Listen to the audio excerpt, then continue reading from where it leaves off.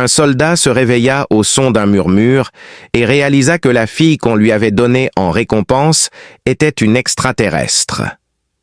La lumière de sa lampe frontale était trop intense, et alors qu'il ouvrait lentement les yeux, il pouvait sentir le bourdonnement de la fluorescence s'infiltrer dans son crâne comme un lent forêt. Son corps pesait lourdement, et il pouvait entendre le lit médical sous lui bourdonner doucement à cause de l'énergie résiduelle du chant. Sa respiration était superficielle et il ressentait une douleur familière, les séquelles d'une opération à haut risque, la fatigue musculaire et des contusions dans la chambre de récupération du poste avancé Bastion 3, une station de stabilisation de première ligne en orbite autour de la périphérie de l'ancien territoire Varellan. Damon, 37 ans, était un vétéran décoré de l'unité spéciale de 4e opération de percement tactique pour la purification planétaire. Sa dernière mission, prendre d'assaut un complexe de temples fortifiés pendant l'effondrement du conflit de Varlin, avait été un succès, et il avait mené l'assaut. La pression aiguë descendait le long de sa colonne vertébrale, un rappel de la blessure qu'il avait subie il y a 2 ans en nettoyant le maire. Il était censé se reposer, être débriefé, être libéré, ou peut-être être renvoyé chez lui pour évaluation, après avoir neutralisé la résistance, récupéré des nœuds d'intelligence critique, nettoyé les voûtes inférieures et atteint l'extraction seul sans perte dans son équipe ni civile laissée en vie. À la place, il entendit un chuchotement incertain et venant du coin de la pièce. Instinctivement, il tendit la main vers le pistolet qui n'était pas sur le plateau à côté de lui, mais il n'y avait ni menace ni mouvement. Son cœur s'accéléra en sentant son étreinte, ses jambes repliées contre sa poitrine, sa peau en désordre. La surface du matériau scintillait avec des fibres intégrées, créant une teinte vert émeraude atténuée. Standard parmi les types de castes de fertilité Varelin conçus, les lignes couraient sous la surface, créant une surface lisse. Ses longs cheveux blancs tombaient librement dans son dos, couvrant partiellement le vêtement cérémoniel translucide qu'elle portait. Le vêtement n'était pas destiné à la couvrir, mais à le mettre en valeur.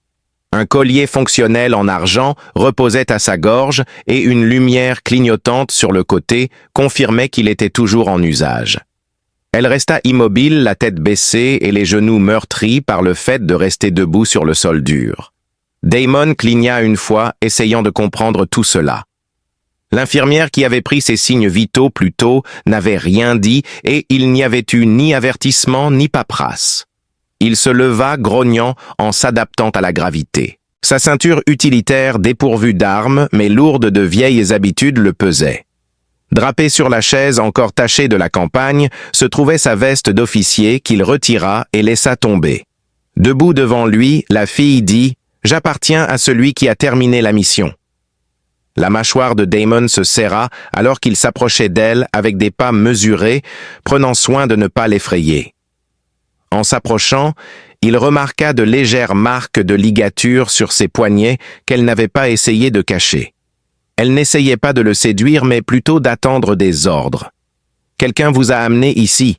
demanda-t-il d'une voix basse et contrôlée. Ended d'une fois un homme portant un insigne et dit « J'étais un cadeau ». Damon ferma les yeux un instant pour se calmer avant de libérer sa rage. Il avait entendu des rumeurs selon lesquelles les seigneurs locaux pendant le conflit offraient des femmes de caste manipulées comme pots de vin aux commandants humains en guise de cadeaux de paix. La pratique était désignée dans les cercles privés comme nettoyage du trafic, et il avait pensé que les rumeurs étaient des exagérations. Il n'aurait jamais imaginé le voir en personne, encore moins être témoin de quelque chose d'aussi horrible. « Qui es-tu » Sa voix était calme et posée, dépourvue de colère ou de ressentiment. C'était simplement un fait. Elle avait répété cette phrase de nombreuses fois avant que Damon ne s'accroupisse à son niveau assez près pour observer son souffle passer de la peur à l'anticipation. « Je ne t'ai pas demandé, » murmura-t-il. Leurs yeux se rencontrèrent pour la première fois un grand bleu-vert vitreux avec une légère lueur autour des bords. Elle l'étudia incertaine de la manière de répondre à sa déclaration. « Je peux encore être utile, » remarqua-t-elle. « Je ne résisterai pas. » Il ne montra aucune émotion sur son visage, mais quelque chose se tordit dans sa poitrine. La femme qui avait probablement autour de 20 ans selon les normes humaines et biologiquement accélérée comme toutes les femelles de caste, avait un visage lisse et sans expérience et une voix façonnée par des années de soumission. Il demanda « Je ne sais pas ce que tu veux ». Elle baissa à nouveau les yeux et répondit « On m'a dit que j'étais à toi ». Il se leva alors, déchira une bande de doublure intérieure de son manteau, s'approcha d'elle et la drapa délicatement sur ses épaules. « Tu n'es pas à moi », murmura-t-il, sa voix à peine audible. Aucune réponse. Elle tremblait, ses mains tremblant, mais elle tenait fermement le tissu incertaine de la manière de répondre à son geste de compassion. « Je ne vais pas t'utiliser. Je ne vais pas te garder. Mais je ne vais pas non plus te laisser ici. » Puis, en examinant la porte de la salle médicale, il remarqua qu'il n'y avait ni garde ni unité de surveillance. Il en conclut que c'était intentionnel car elle devait être emmenée discrètement. Nous sommes sortis de là et il a dit « Je m'occuperai du reste plus tard ». Elle hésita, puis hocha lentement la tête et il l'a aidée à se lever. Elle ne s'est pas appuyée sur lui, mais elle ne s'est pas non plus accrochée. Dehors, des ombres vacillaient, et il pouvait entendre le bruit de pas approchant. Il sentit un changement de sécurité et quelqu'un allait bientôt arriver. Mâchoire et prit la décision à contre-cœur. Il n'avait aucune idée de ce qui se passait, mais il savait que ce ne serait pas une autre fille, à genoux, une autre ligne sur un rapport classé, rien de tout cela, sous sa surveillance et certainement pas sur sa conscience. Le couloir devant la salle médicale était sombre, bordé de conduits exposés et de bandes murales vacillantes. La moitié des lumières étaient éteintes. Le poste avancé Bastion 3 n'avait pas été entièrement entretenu depuis le cessez-le-feu, mais il fonctionnait toujours comme une unité avancée, malgré. Jusqu'à présent, tout se passait selon le plan. Damon gardait un rythme régulier sans se précipiter, car attirer l'attention était le moyen le plus rapide de se faire arrêter. Ses bottes frappaient les grilles avec des pas silencieux et réguliers derrière lui. La fille marchait pieds nus, ses pas plus légers et incertains. Elle tenait sa veste déchirée comme un bouclier, son silence en disait long. Ils passèrent devant 2 drones de maintenance, glissant le long des rails, suspendus, mais jusqu'à présent tout allait bien. Il s'arrêta à la station de sécurité à l'intersection non occupée, mais sous surveillance. Station de sécurité de l'intersection devant 100 personnel, mais sous surveillance. Il lui demanda « As-tu une puce ou un traceur interne ?» Elle hésita, pensant « Oui, mais ils ne nous ont pas permis de demander. » Damon ne broncha pas probablement parce qu'il était un neural. Elle cligna des yeux, prenant cela en compte. Te suivent-ils personnellement? Ou juste le collier? Sa voix tremblait, mais elle réalisa qu'il le verrouillait à distance s'il quittait une zone restreinte. Il lui fit alors signe de retourner vers une ruelle latérale, un vieux. La salle des casiers était remplie de vieux équipements de fournitures d'urgence poussiéreuses et d'un terminal non nettoyé. Les mains jointes sur les côtés, elle se tenait au centre attendant. Damon plongea la main dans le panneau du casier et en sortit une trousse de premiers secours qui contenait des patchs pour brûlure, un injecteur de tige usé et une pointe de contrôle, un dispositif obsolète mais fonctionnel. Il s'accroupit devant elle et elle hocha la tête sans hésitation. Elle ne broncha même pas lorsqu'il activa l'outil et le pressa contre le fermoir. Le petit appareil émit un sifflement, puis la lumière rouge clignota une fois avant de s'éteindre. Lorsque le collier se détacha, Damon l'enleva et le jeta dans une poubelle derrière lui. Elle tendit la main et toucha sa gorge comme si elle s'attendait à ressentir de la douleur et ses doigts tracèrent l'endroit où le collier avait été. Son expression était plus de l'incrédulité que de la peur. « Personne ne l'a jamais enlevé avant », murmura-t-elle. Damon se leva et prit une profonde inspiration. « Tu n'es pas une chose. Donc on ne te traite pas comme tel. » Elle hésita, les lèvres entr'ouvertes, mais elle ne parla pas. Il pouvait voir qu'elle traitait cela non seulement intellectuellement, mais aussi émotionnellement. Ils ne nous ont jamais donné de nom, Alors il hocha la tête, et elle fronça légèrement les sourcils. Il plongea à nouveau dans la trousse de secours et lui offrit une barre de ration qu'elle prit avec prudence, tout en le regardant comme si elle s'attendait à ce que la gentillesse ait un prix. « Vous avez une unité ?» demanda-t-elle sous-entendant qu'elle faisait partie de « On nous a appris à ne pas résister, que porter la vie était un honneur », mais il a appelé ça de l'esclavage, et sa voix était factuelle. Elle l'a dit sans accusation, juste en observant tranquillement. La mâchoire de Damon se serra. Et ils utilisaient des gens comme toi pour remplir des bassins de reproduction, vendant des filles à des étrangers sous le prétexte de la divinité. L'expression de Will resta inchangée, mais ses yeux se dirigèrent vers le sol. Damo vérifia son chrono et vit qu'il s'était écoulé 14 minutes depuis qu'il avait quitté la salle de soins. Il savait qu'il devait agir rapidement s'il voulait la faire sortir vivante, alors il avait un nom. Elle le regarda à nouveau sans peur, mais essayant de comprendre où cette version de la réalité s'insérait. « Pourquoi m'aides-tu » demanda-t-elle enfin. « S'ils découvrent cela, ils te puniront, te dépouilleront de ton rang et te poursuivront pour désobéissance. » Il lui a dit qu'elle en avait déjà assez. Elle hocha la tête, apparemment prête à dire quelque chose. Il avait un vieux contact du corps logistique qui lui devait des faveurs.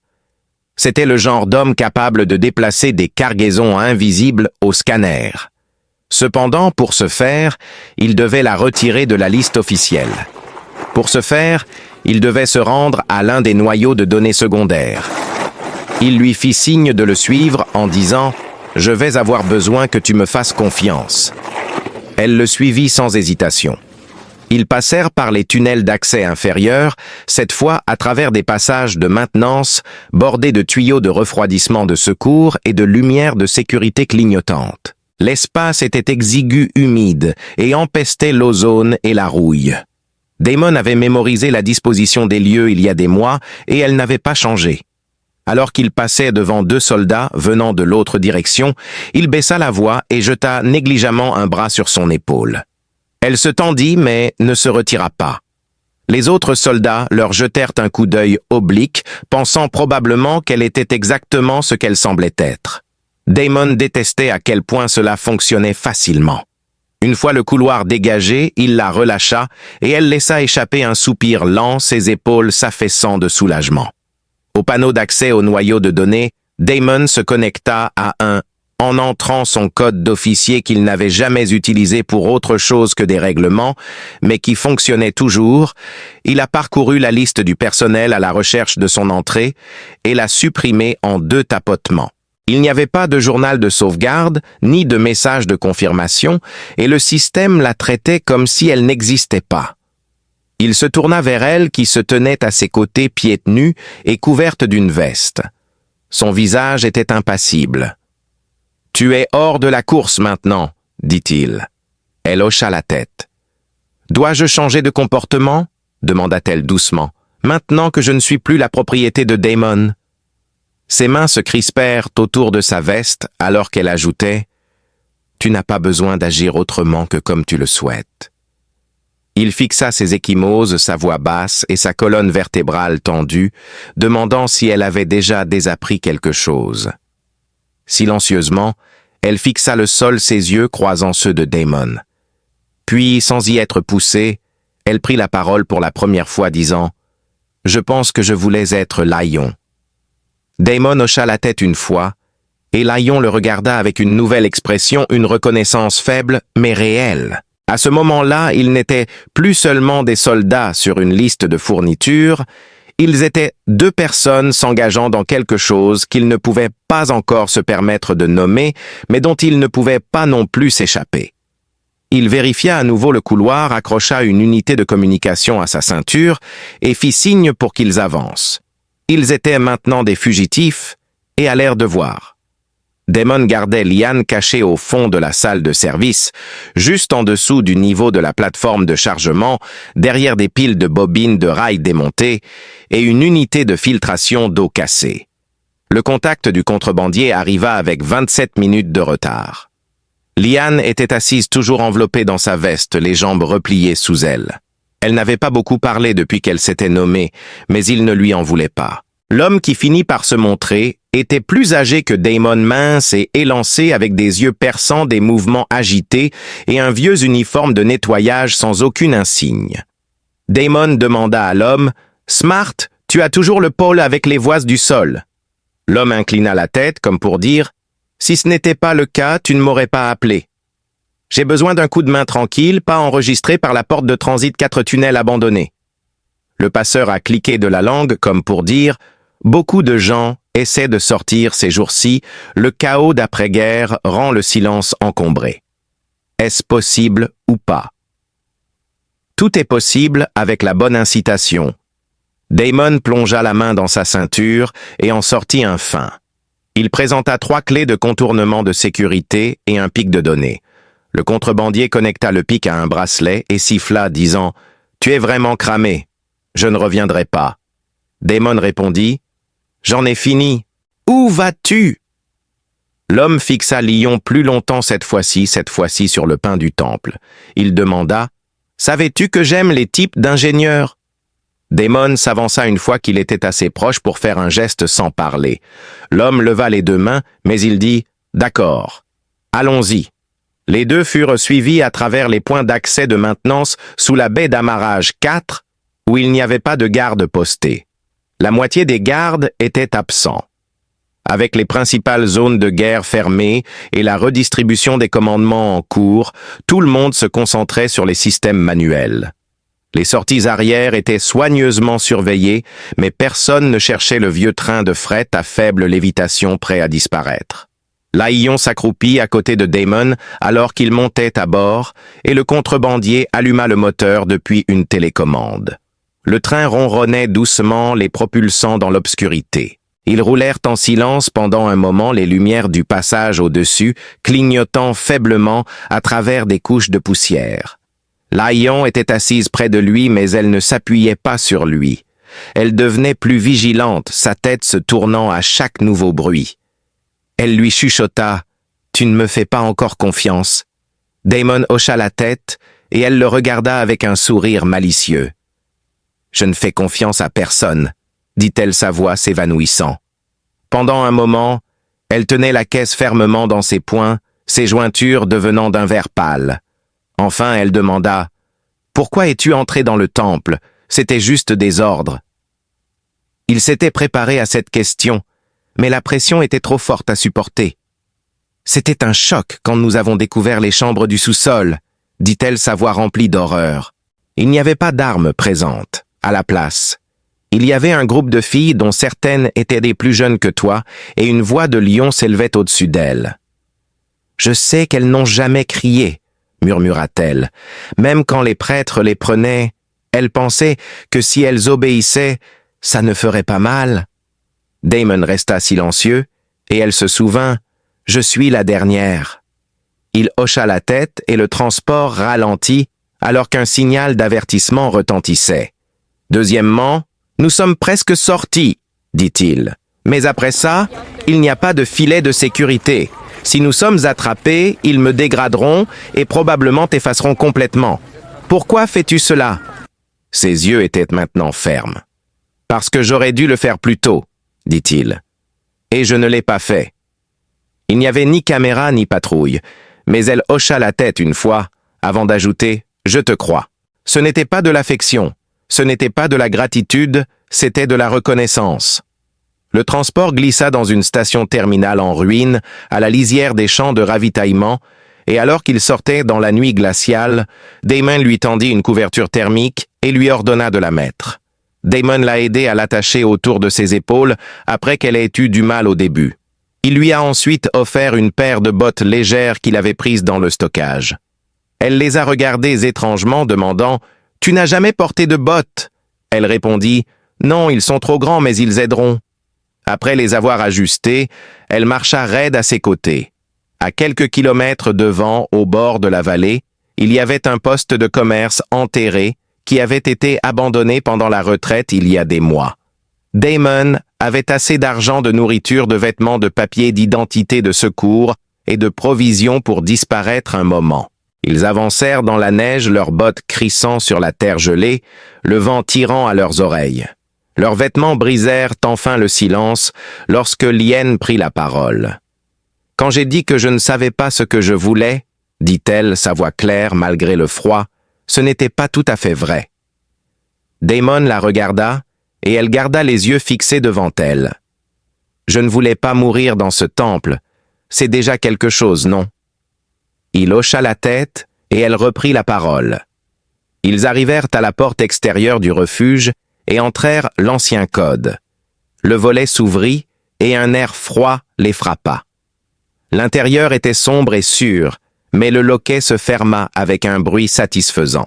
En regardant la fille, une fille qui n'aurait jamais dû être conditionnée à obéir, jamais marquée et jamais donnée comme un trophée, il réalisa qu'elle n'appartenait à personne.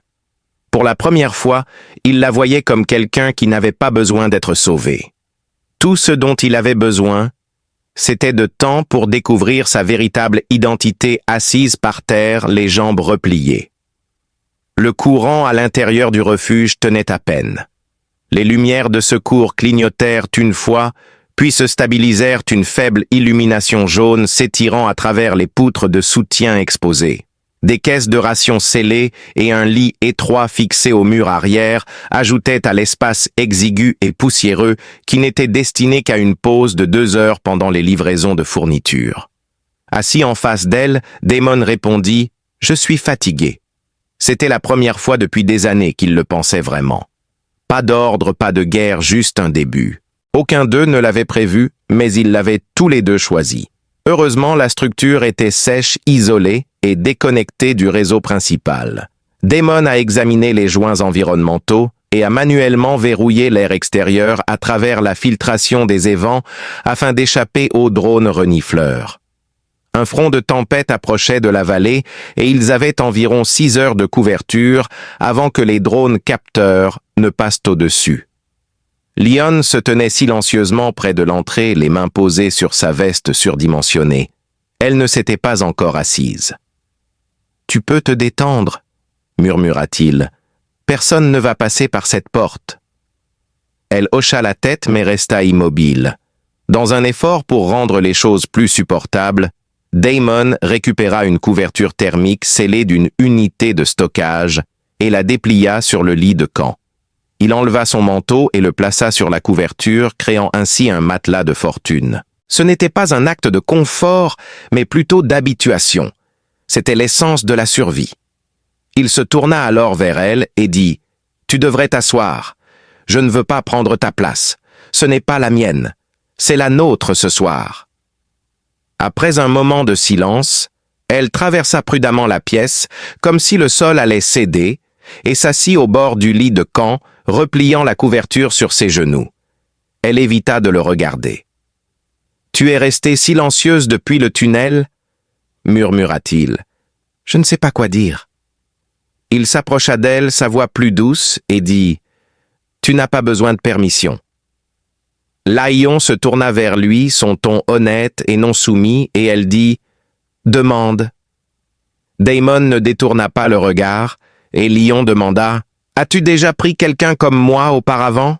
Vos commandants ont-ils considéré qu'il était diplomatique de fermer les yeux? » Elle laissa le mot en suspens, et vous ne détournâtes pas le regard au temple.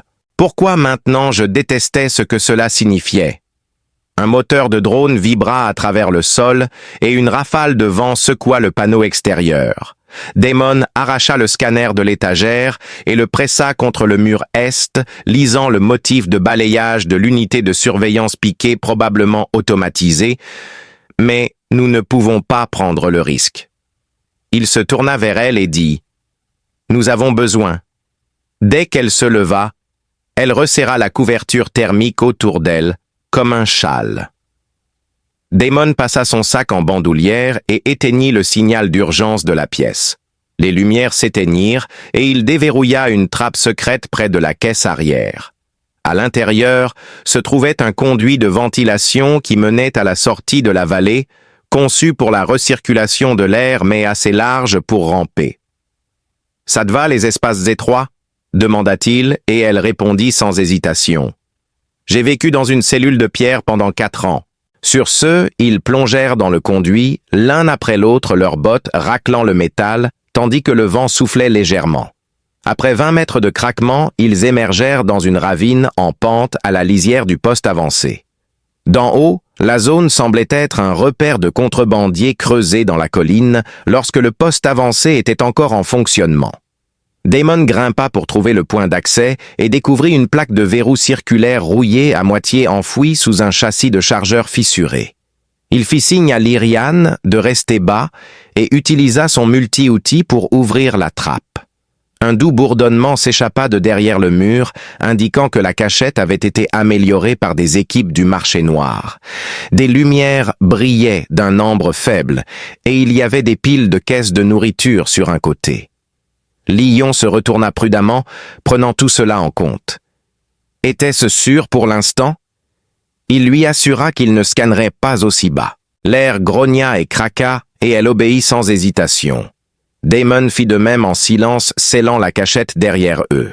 « Tu peux te changer là-bas », dit-il en désignant une séparation en rideau vers l'arrière. « Tu es en sécurité. À moins que quelqu'un ne signale un mouvement, tu ne pourras pas sortir cette chemise de ton sac. C'est propre, ça ne va pas très bien, mais c'est mieux que de geler. » Elle regarda la chemise contemplant ses défauts. Elle est passée derrière le rideau s'asseyant contre le mur. Après quelques minutes, elle est ressortie cette fois pieds nus et portant une chemise qui lui arrivait à mi-cuisse. Ses cheveux étaient tirés en arrière avec une bande de tissu. Elle avait l'air d'une personne réelle plus un don, un symbole ou un atout juste une fille, essayant de rester au chaud. Damon lui offrit un paquet de rations et elle s'assit à côté de lui, mangeant mécaniquement sans poser de questions.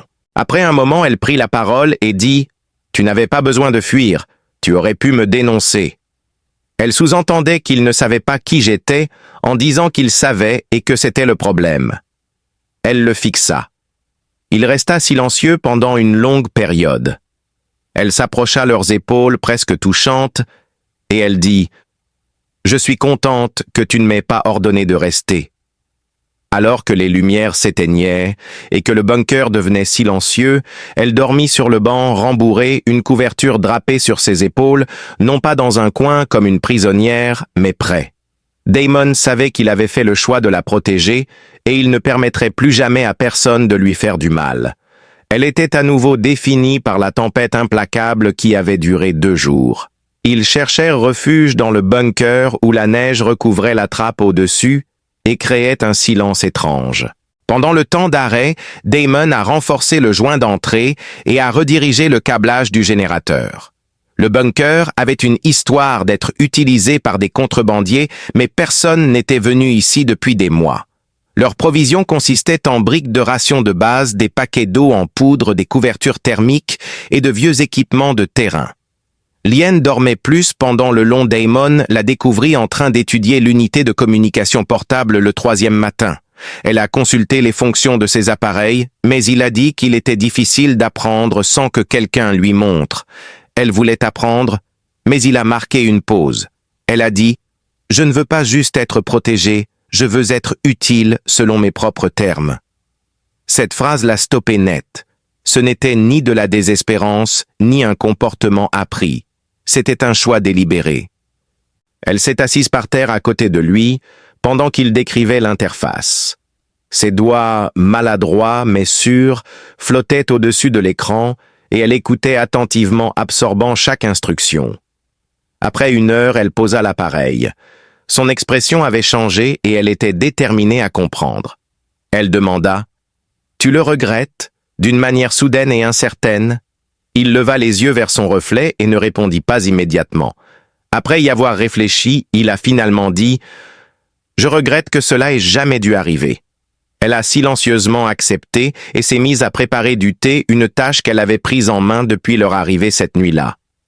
Puis, le danger frappa. Le capteur d'alerte que Damon avait bricolé pour la trappe principale bipa et les lumières s'éteignirent, entraînant Lyon derrière les caisses de stockage. Damon resta accroupi et chuchota, et des pas résonnèrent à travers le. Le son de 3 coups nets sur la trappe scellée ressemblait à un signal. La main de Damon hésita au-dessus de son arme de poing, mais il ne pouvait pas déchiffrer le code. Quelqu'un de plus haut savait où frapper cependant. Puis, de nulle part, une voix prononça « Death control you down here ». Damon se figea reconnaissant la voix de Dax Harland. Un ami de Damon Lyon le regarda, mais Damon refusa de le reconnaître. Derrière les caisses, il émergea en criant « Comment m'as-tu trouvé? Ce n'était pas bien difficile. » Dax répondit « Une libération médicale qui n'a jamais été complétée, un actif de récompense qui ne s'est jamais déconnecté. Tu l'as fait. » « Je ne retourne pas, alors je suis venu seul. » Silence. Puis Dax demanda « Tu me laisses entrer ou je vais devoir parler à travers cette porte jusqu'à ce que la patrouille détecte ma signature thermique ?» Damon ouvrit le hublot avec son arme de poing et Dax s'abaissa dans le refuge, les deux mains levées. L'homme avait un visage avec des lunettes et des yeux qui ne clignaient jamais. Il portait une parka militaire par-dessus des vêtements civils, mais cela ne le rendait pas moins dangereux. « J'ai été surpris de te trouver en train de jouer à la maison », dit Dax, son regard F.